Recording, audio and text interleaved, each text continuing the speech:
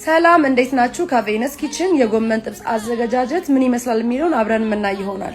እንግዲህ እኛ ጋር ጎመን ጥብስ ሲያዙ በራሳችን በተዘጋጀ አምባሻ ነው የሚወጣው። ደረቅ ያለ አምባሻ ነው። ስለዚህ አምባሻችንን እያዘጋጀው ነው። እኛ ለጎመን ጥብስ የምንጠቀመው የሲማሮ ጎመን ነው። ያው እንግዲህ ውሃችን ፈልቶ ጨምረናል ሲማሯችንን። እዚህ ጋር እንግዲህ የምንጠቀማቸውን ግብአቶች እያንዳንዱን እያዘጋጀው ነው።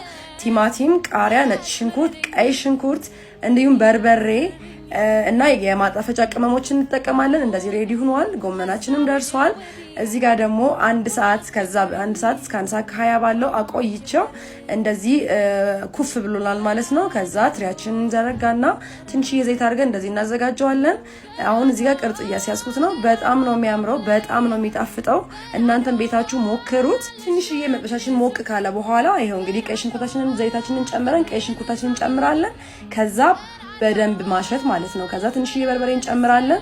እንዴት እንደሚያምር መልኩ ራሱ አያችሁት አይደለ? ከዛ የቅድም የቀቀልነውን የሲማሮ ጎመን እንጨምራለን። በጣም ነው የሚጣፍጠው። ኦሬዲ ጎመናችን ደርሷል ማለት ነው። እዚህ ጋር ማጣፈጫ ቅመሞችን እንጨምራለሁ።